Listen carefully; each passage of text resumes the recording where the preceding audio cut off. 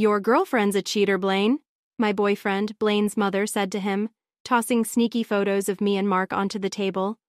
I'd come to Blaine's place, so happy to tell him about my pregnancy, his baby. But she'd set up a nasty trick, planting doubts in his shocked head. My name is Zoey, and I'm numb witnessing this hatred of Catherine. She'd followed me for weeks, collecting her evidence. I never thought she'd go so low to wreck what I had with Blaine. She made up a cruel lie, faking an affair with my colleague Mark. It hit me out of nowhere, her trickery too wild to believe. How could a mom plot to crush her son's happiness? I knew I hadn't betrayed Blaine, but I stood there, lost for words to fight back. Blaine doubtfully turned to me. "Is this true?" he asked, his voice shaky. "No, I would never—" "Then explain these messages, these pictures." Catherine had more proof. She had been following me for weeks. I knew I had one chance, one moment to save everything. I took a breath and said, "I'm pregnant." "What?" Blaine was stunned. I pulled out the ultrasound. "It's yours, Blaine. We're having a baby," I said, tears streaming down my face. Catherine's face changed. For the first time, she looked uncertain. She scoffed. "Do you expect us to believe that?" Blaine was torn. "Why didn't you tell me?" he asked. I was planning this moment. I wanted it to be special. But something had changed. The moment I revealed my pregnancy, I saw it in Blaine's eyes. "But these pictures, I know that Mark has always liked you." My heart stopped. Blaine believed his mother. "Mark is just a colleague. The baby is yours." Blaine turned away. "I can't believe this. I don't ever want to see you again." And that was it. Blaine refused to talk to me, and I was left on my own. I had to search for my own answers now. A few days later, I couldn't shake the feeling that something was wrong. Why had Blaine believed his mother so quickly? Catherine had always been manipulative, but this felt different. I needed answers. I drove to Mark's office, but I wasn't prepared for what I'd find. Mark had always been there when things were falling apart between Blaine and me. "He doesn't deserve you, Zoey," he'd always say. I knocked on Mark's door, and he greeted me with his usual charming smile. "Zoey," Mark said, his eyes flickering. What brings you here?" "I need to know something, Mark. Did you know about the pictures Catherine showed Blaine? Pictures of you and me?" Mark looked nervous for a moment. "Pictures of you and me? You mean she tried to frame us? I never thought she'd go this far." "Did you help her? Did you know she was planning to break us up? Tell me the truth, Mark." Mark sighed. "Zoey, I never wanted it to get this far. But Catherine had her reasons. I thought I was helping." I blinked. "Helping? With what?" Mark looked down. "I never wanted to hurt you, Zoey. I just wanted you to see me the way I've always seen you, as someone who loves you." "Mark, what are you talking about?" Mark looked back up at me. "I wanted to be the one you could rely on, but I saw you with Blaine, and I couldn't hold back my feelings. You've ruined everything, Mark. I thought we were friends." Mark's confession left me stumped. I trusted him, and here he was siding with Catherine. I didn't know where to look. My own family wasn't good to me either. When I told them about my situation, all I got was judgment. "Zoey, maybe it's better to just let go," my mother said. "So, you're pregnant." My father didn't question me. It was an accusation. "Yes," I said. I wasn't ashamed. I knew I wasn't guilty. "Someone like Blaine would never father your child," my mother added. My parents never approved of my relationship with Blaine. His family was rich and powerful. They thought this was the most natural end to our relationship. But this was only the beginning. I knew I had to fight this alone. My first appointment was a nightmare. The doctor noticed I was stressed. "Is everything okay? Your blood pressure is off the roof," she added. I couldn't even answer. How could I explain that the father of my child believed I was a cheater? "I'm afraid there are some complications," the doctor said. "What kind of complications?" "I need to speak to someone from your family." "Please tell me, doctor, what is it?" "We'll need to do some tests to be sure, but these tests are expensive," the doctor said worriedly. "My child will survive no matter what." I told her. I wanted to scream, but I decided to fight back. Although I didn't want to, I had to go see Blaine and ask for his help. I knew I'd never be able to afford the tests on my own. I had to tell him about our child. Blaine was training to become a surgeon. I knew he'd be willing to help his own child. So I took the reports in hand and went to his workplace. Can we talk? I blocked Blaine's path in the hospital corridor. Take her away, Blaine ordered coldly. His words cut deeper than any knife. He wouldn't listen. He wouldn't even look at me. Ma'am, you need to leave.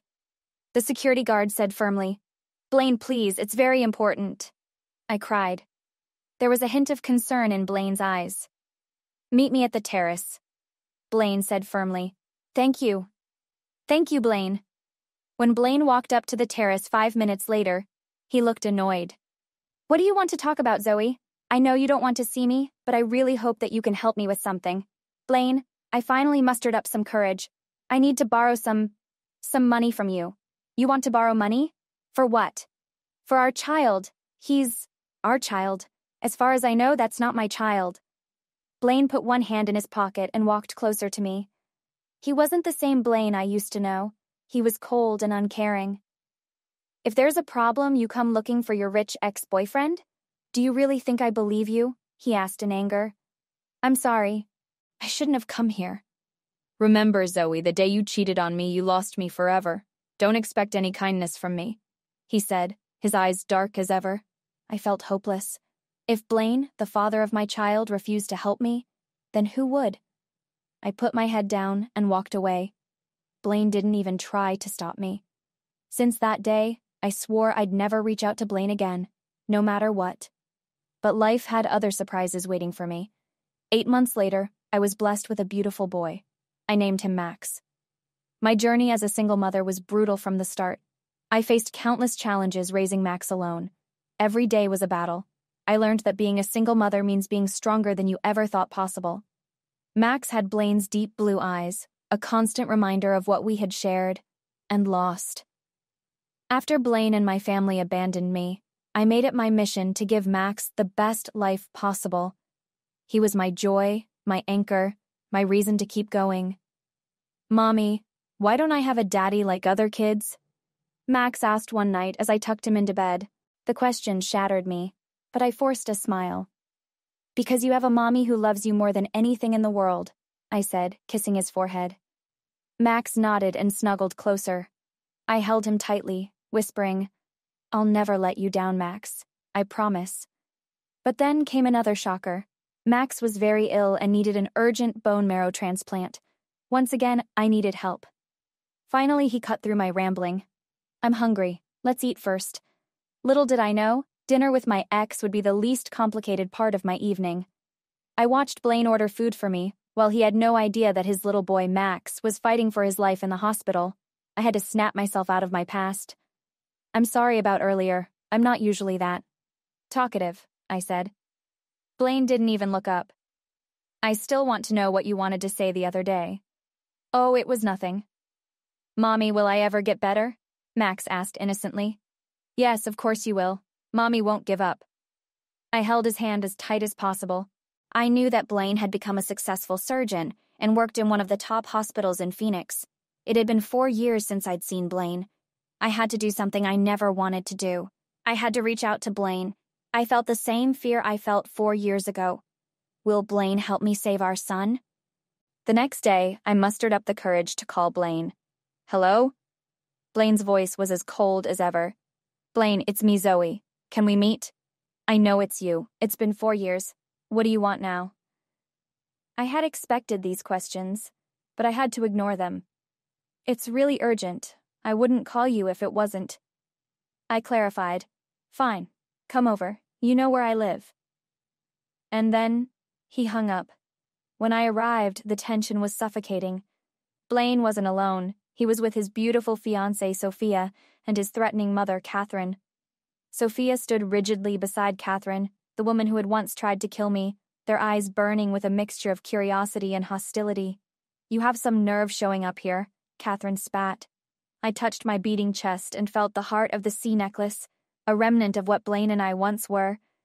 Sophia's gaze locked onto it, her eyes narrowing. Isn't that the heart of the sea? Where did you get that?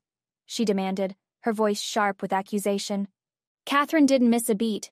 She stole it. That necklace belongs to our family. Blaine's reaction was immediate.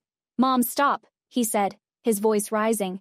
He knew the truth, that the necklace was a token of our love from 6 years ago. But knowing and defending were two different things. He acknowledged the truth, but did nothing to truly protect me. "I'm sorry, maybe this was a bad idea. I'll leave." "Zoey, wait," Blaine called out, but it was too late. The humiliation was too strong. Elle walked away with my head held down, but I wanted to have the last word, so I said, "Don't take my silence as weakness." When I reached work the next day, my boss dropped a file on my desk, his excitement barely contained. Blaine Dexter, his house design, non-negotiable. The universe had a cruel sense of humor. I had no choice. I had to turn up for a meeting with Blaine the next day. Our meeting was awkward and cold. "Miss Zoey, what have you prepared for me?" Blaine asked professionally. What followed was the most embarrassing moment of my life. I babbled about design styles and color schemes in one single breath. The whole time, Blaine just sat there, those dark eyes studying me. "I don't think it was nothing, Zoey. It seemed important." He sounded genuinely concerned. I didn't know how to begin. And then, the hospital called. They needed him for an emergency surgery. "You're working at St. Mary's Hospital now?" I asked after seeing the phone number. "Yes, I was recently transferred," he said hurriedly. Another twist of fate. Not only was Max bound to a hospital, he was at St. Mary's Hospital. My heart rose at the possibility of them meeting. "Come to my place tonight, we'll talk," he said. Underneath the professionalism, something electric and dangerous pulsed between us. As I watched him leave, his broad shoulders disappearing through the door, that familiar ache returned. Later that night, I turned up at his place. This time, Blaine was alone. He could tell from my body language that I was uncomfortable. Blaine looked at me and said coldly, "What? You don't want to be alone with me, Zoey? Are you afraid I'll be inappropriate?" Then he smiled and continued, "Don't worry, I'm not the same as before. My taste in women has improved. I like honest, classy women now." I was offended, but I didn't let my face show it. Blaine's insult was indirect, but loud and clear. "Good to know. I was thinking too much of you," I smiled back at him. Blaine's cold smile instantly disappeared. "So you betrayed me back then because you were young and foolish?" I inhaled slightly. "You're right, I was young and foolish, so I trusted you to act older and wiser." Memories of our attraction flooded my mind. There had been a time when we couldn't get enough of each other, and now it seemed Blaine couldn't stand to be in the same room as me. "You never really fought for me," I accused. "Some things are complicated," he responded. I left, anger and hurt pushing me away. Days later, my boss asked me for an update on Blaine's house design. Reluctantly, I sent the text to Blaine, hoping for a simple exchange of house keys. His response was terse. 2:00 this afternoon, followed by a new address. When I arrived, relief washed over me seeing no sign of Blaine's car. But fate, it seemed, had other plans.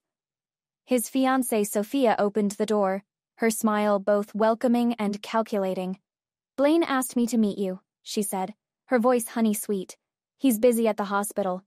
The mansion was breathtaking, all clean lines and modern architecture. As I began taking measurements, Sophia's chattiness felt like a performance. "So, how long has it been since you last saw Blaine?" she asked, the question hanging in the air like a trap. I looked up, surprised. "Excuse me? I've seen your picture on his computer," she explained, her smile innocent yet knowing. "A group photo." The conversation twisted like a knife. Sophia's next words were calculated. "Don't worry, I wouldn't be jealous, even if it was just the two of you. I know it's impossible between you two." She winked, adding meaningfully, "Because Blaine has a very scary mother." My smile froze. At that moment, I saw through Sophia's words. She wasn't harmless. She was calculating. Then came the question about my necklace. "Tell me, where did you really get that necklace?" Sophia asked, her tone deceptively casual. "A friend gave it to me," I replied, my hand unconsciously touching the necklace. Sophia's eyes glimmered. "Not just a friend, right? This must be from someone special." When she explained the necklace's true identity, the heart of the sea, a priceless diamond symbolizing one's true love, my world tilted. Blaine had always told me it wasn't worth much. 6 years, and I'd never known its true value.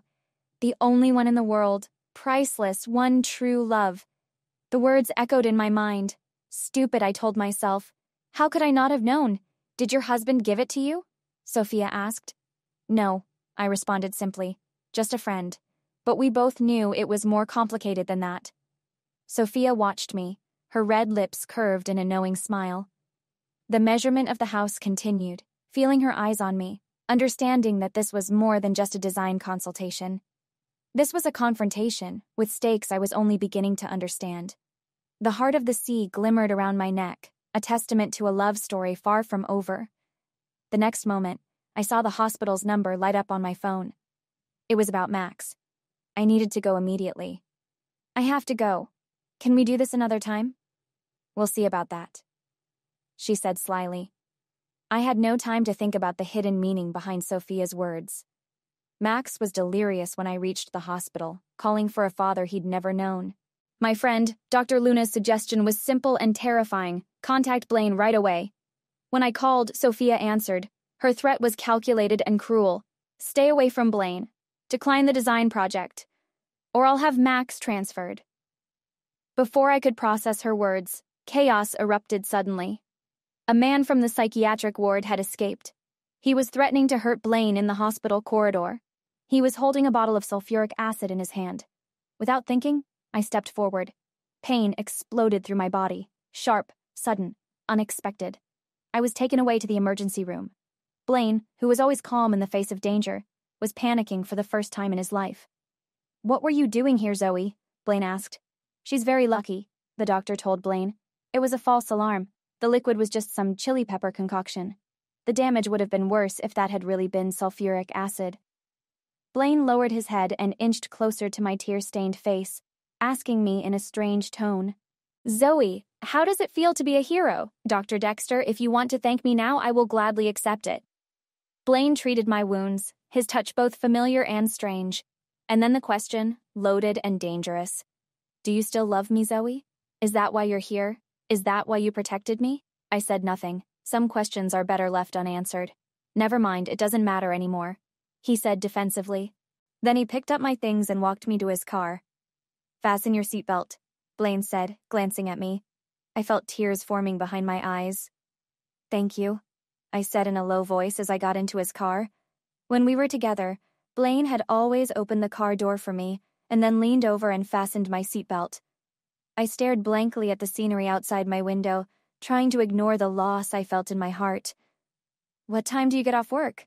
Blaine suddenly asked me. I turned and glanced at him. 5 o'clock. No, from your job at Enclave. Blaine's voice sounded indifferent. How did he know I was working at the Enclave as a bartender? I hesitated for a moment before replying honestly. 3 in the morning. Blaine frowned. Do you really need money that badly? To be honest, I couldn't help but feel a little uncomfortable at Blaine's question. I nodded and answered him truthfully. Yes. Matthew doesn't have money to help you? You need to work so hard? There was a trace of anger in Blaine's tone. Blaine still believed that Matthew was my husband, when he was just a very dear friend taking care of Max and me. No. I quickly shook my head. I've already spent too much of his money. I can't ask him for more. Blaine frowned and looked at me. What do you need so much money for? I felt a little guilty and hesitated for a long moment. Blaine, there's someone. He cut me off. Forget it. I'm not interested in knowing about you anyway. I felt a little sad and a little relieved he'd dropped the subject. We drove in silence for a while, neither saying anything, before Blaine said, Zoey. My heart clenched tightly when I heard him say my name. If you really lack money, you should go to Matthew for it. You are his wife. He should share this burden with you. You don't have to force yourself to live like this. Blaine stared straight ahead at the road while he spoke, and his tone had grown serious. Finally, he continued. If you're really short of money and Matthew doesn't want to give it to you, I can lend it to you. And it too. The moment Blaine's words left his mouth, my tears could no longer be controlled, and I began to cry. At a red light, the car stopped. Zoey, don't cry anymore. I don't like it. I quickly took some tissue and dried my tears. I was slightly shocked when she saw my reflection in the mirror. My wounded eyes were swollen and bloodshot. I sighed before reminding Blaine. The light changed. You can drive now. You're sure you don't want me to drop you in front of your house? Blaine asked me with a frown. There's no need. I'm good. I hurriedly shook my head. I didn't want my younger sister Ziva to see Blaine dropping me off. Although I guessed by the frown on Blaine's face, he didn't think I was trying to avoid Ziva seeing us together. He thought that I was trying to hide it from Matthew. Blaine didn't say anything more and let me off at the curb. Don't forget to apply the ointment as well. If you feel any discomfort, come to the hospital and find me. All right. His concern made me feel slightly warm. Thank you again for the ride. I turned away and had taken a couple of steps when I suddenly turned around to look at Blaine inside his car. I paused for a moment before I said, I forgot to tell you just now. Congratulations. Blaine's chest tightened, and his expression instantly turned cold. You came back just to say these irrelevant words to me? He asked angrily. I ignored Blaine's coldness. I took a deep breath and continued. You better cherish your fate with Sophia. Meeting the one you will spend the rest of your life with is a blessing.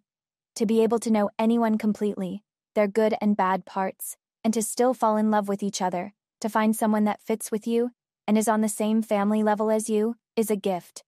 Really, this isn't simple to do at all. My voice cracked, and I briefly paused to get a hold of my emotions. When I was attacked by Catherine Dexter, I thought, why couldn't I have a good family background that was comparable to Blaine's? Why did he give up on me so easily? Why did he believe his mother? Over the past 4 years, I had trained myself not to let my mind wish for things that would never come true. It was an impossible dream. Therefore, I wish you all the best. I finished. Blaine watched me leave in a daze. I had thought that Blaine wouldn't be able to read my sign language, but Blaine knew what I had signed to him. Please be happier than I am. Suddenly, Blaine shouted towards the back of the figure that was getting further away from him. Goodbye. I turned around and ran home, my figure quickly vanishing into the darkness. The rain seemed to get heavier, and no matter how much I wiped, it was useless. I couldn't even tell if the water was rain or tears. How desperately I had wanted to tell him, Blaine, do you know that I have never stopped loving you? The next afternoon, I asked Blaine to meet me on a bench in the park adjacent to the hospital. An hour after their agreed-upon meeting time, Blaine still hadn't shown up. When Blaine finally appeared, he apologized. Sorry, I forgot I had my yearly physical examination. Blaine put his hands in his pockets and sat down beside me. Physical examination? My heart skipped a beat. Did your exam include a blood test? I asked him reflexively. He was, after all, Max's father. Of course. All the tests. How is your wound? As Blaine asked this, he gently turned my face towards him. He looked at me seriously. The swelling is almost gone. That's good. I took his hand off my face. What did you need to talk about? Blaine asked me. I heard you are planning to press charges against the men who attacked me in the hospital. Blaine's eyes narrowed in sudden suspicion. Who told you that? Withdraw the charges, I replied. No. Blaine could be even more stubborn than me. Why not? I asked anxiously. Zoey, are you crazy? You are the victim of an assault.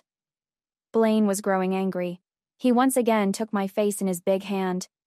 Am I just supposed to ignore this injury? Blaine asked, as he looked into my eyes. Ignore the fact that a man attacked you for defending me? I lowered my head, gazing at my lap. Zoey, tomorrow is Saturday. Spend the day with me, Blaine suddenly said. I was stunned. I turned my head and stared at him in shock. Blaine also turned his head to look at me, his expression serious. Spend the day with me, and I promise to not press charges. So now Blaine was blackmailing me? Zoey, after tomorrow passes, we will once again be strangers, he told me quietly. So tomorrow would be the last 24 hours we ever spent together. My heart tightened painfully in her chest at the thought. I looked at him in confusion. Are you afraid to be alone with me? He asked. I'm not afraid, I said quickly. At that moment, I felt very strange. My reaction to his words made me uncomfortable. Tomorrow then, Blaine said as he stood up. Looking down at me, he said, It's your decision, Zoey, whether you want to come to my house or not. After Blaine finished speaking, he walked away, leaving me sitting on the bench in a daze. My head was spinning. I didn't understand his motives. Since we had already agreed to be strangers, why did Blaine still stubbornly want me to spend the day with him? What I didn't realize was that even Blaine himself couldn't answer that question. I had to make a decision. An entire day with Blaine Dexter. Could this be my opportunity to tell Blaine about Max? The next morning, I went to Blaine's house. Good morning, Zoey. I saw Blaine standing at the door with sleepy eyes. We had decided to spend a day with each other, and then never see each other again. Since you're here bright and early, you should make me breakfast, he said. Okay, I agreed immediately. During breakfast, Blaine and I sat down on opposite sides of the table. I hesitated for a moment before saying, "In the future, I will contact Sophia directly about the renovation of your new house." Okay. Blaine didn't hesitate at all. Do you have any places you want to go in the next 24 hours? Blaine suddenly looked up and asked me.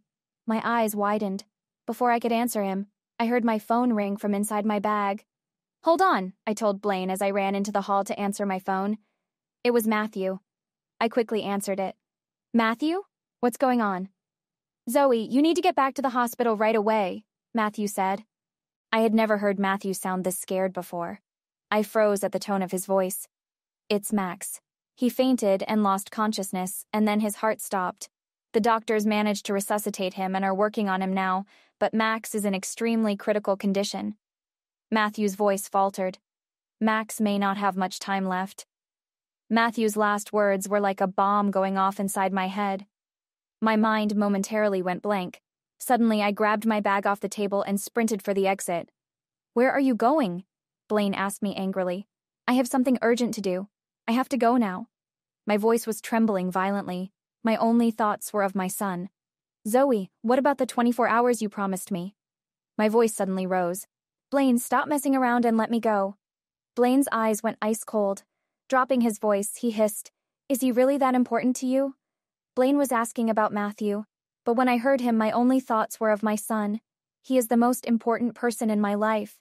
So, Blaine, please let me go. Seeing my pale, desperate face, Blaine suddenly released me. I immediately rushed into the elevator. And then, I was gone. Blaine walked back into the kitchen unconsciously. He was filled with jealousy and anger. I had once again chosen another man over Blaine.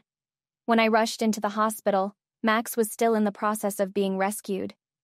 Looking at the somewhat glaring red warning light outside the emergency room, I completely fell apart. Matthew's heart ached as he ran up to me and pulled me into his arms. Zoey, don't be like this. But I couldn't control my emotions any longer. I laid my head on Matthew's shoulder and cried. A nurse approached us carefully. I'm so sorry, Miss Fuller, but I need a parent to sign this notice. I didn't react.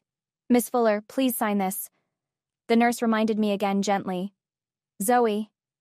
Matthew patted my back. The nurse hesitated but then told me, This is a notice of the critical condition. The nurse's words made my emotions completely collapse, and I shouted, Matthew, tell her that we don't want to sign this thing. Why should we sign this? Max is going to be fine. Zoey, listen to me. The notice is a formality. Do you understand? This doesn't mean this is over, Matthew. I beg you, I'm begging you to save him. Matthew looked at me, who was breaking down. For a moment, he was speechless. Blaine! I suddenly came out of Matthew's arms and bolted down the hall. Blaine can save Max. He is his father. He will definitely be a match. I'll go and beg him.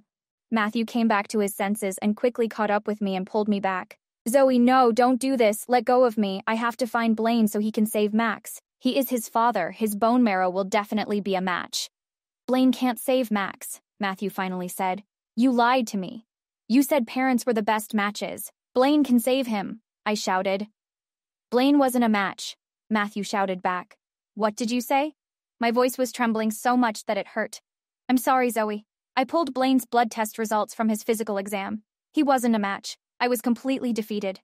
Don't give up, Zoey, Matthew pleaded with me. What else can I do? My voice trailed off. I was destroyed at this moment. My son was only 4 years old. I anxiously waited outside the emergency room for the entire morning. At noon, Matthew led a group of doctors and nurses out. I rushed over. Matthew, my Max. I wanted to know the result, but I was afraid to know. Matthew tightly gripped my trembling hands. Zoey, Max is a strong child. He survived. Oh, thank God, thank you. Thank you. Max was immediately taken to the ICU. I could only see Max through the ICU door's small window. I couldn't take my eyes off my son. Zoey, you have been standing there all day. Go home and get some sleep, Matthew urged me. I am not going anywhere, Matthew. I will stay here and look after Max. Matthew sighed helplessly. Come, let me talk to you about Max's situation. When I heard that Matthew wanted to talk about Max's condition, I sat down beside him. Zoey, Max might need to undergo chemotherapy. Matthew's words made my eyes tighten. Matthew, is there really no other way? Matthew took a deep breath and looked at me. We barely saved Max this time. To be honest, it's a miracle Max survived. I know, I didn't want to even hear the words. I'm afraid Max will not be able to endure it again, Matthew. As a mother, I couldn't bear for him to go into the chemotherapy room again and again. Matthew held my trembling hands. Zoey, think about it carefully. As for the money for chemotherapy and this month's hospitalization fees, don't worry about it anymore. Just leave it to me. No, I immediately refused. Matthew, don't do this. Max and I owe you too much already. Don't worry about Max's medical fees. I will definitely find a way to get the money, so don't worry about me anymore. Matthew sighed. Listen to me. Don't make things more difficult for yourself than they already are. It's okay. I can handle it. I shook my head stubbornly. Max's chemotherapy sessions would begin in 2 weeks. My salaries from my full-time designer position and my other part-time job would not be enough. I gritted my teeth and found a third job that I could do overnight. I got a job as a cocktail waitress at Enclave. The bar was a short walk from St. Mary's, so I could still be close to Max. I would earn a small server's salary plus commission. It was almost 4 o'clock in the morning when I arrived home from my first shift at Enclave. As soon as I walked into the bathroom, I threw up. Zoey, what's wrong? I'd woken up my sister Ziva. I'm fine. Don't worry about me. Go back to bed. Zoey, how can you say you're fine? Have you been drinking? That's not like you. You don't even like bars. I took the water and rinsed my mouth. What kind of job did you get that requires you to arrive home at 4 o'clock in the morning? Ziva continued. If you need money, we can go and borrow some from relatives. Don't risk your life to save Max's. I shook my head. Don't worry about me, Ziva. I'm fine. Don't tell Mom about this. She is not in good health. Zoey, I'm going to start contacting our extended family tomorrow. You can't live like this. Ziva, don't. I opened my tired, bloodshot eyes. This is my problem to solve. Aren't you tired, Zoey? Ziva's eyes were watery. I am tired, I told my sister truthfully. But I wasn't giving up. A toast to us, Dr. Jose shouted, raising the beer in his hand. The next night, the entire staff of the neurology department of the St. Mary's Hospital had gathered at Enclave to celebrate. Earlier that day, the neurology department and its team of brain surgeons had been rated as the best department in the entire hospital. I had just finished serving a table with their drinks when the manager of Enclave hurried over to me looking a bit flustered. Hey, Zoey, I'm short a VIP hostess. You've been doing great, so I'd like to give you a shot at the job. How about a trial run tonight? My manager asked. I quickly agreed, because I had heard I'd earn higher commissions in VIP rooms. A short time later, I wheeled a liquor cart into my assigned VIP room. The moment I entered the room, my eyes landed on him, and I froze. What was Blaine doing here? In the next moment, Blaine looked up and his steely gray eyes locked with my startled blue ones. Blaine's colleagues were stunned when they saw me walk in pushing the bottle service cart. Zoey, is that you? Someone asked in surprise. I felt embarrassed. Blaine's cold stare made a shiver go down my back. How could I explain why I was working 3 jobs? Will I ever be able to tell him? Hey, I'm Zoey. If you're wondering what happens next, download the Pocket FM app now and listen to the exciting episode of Rekindled Heartache.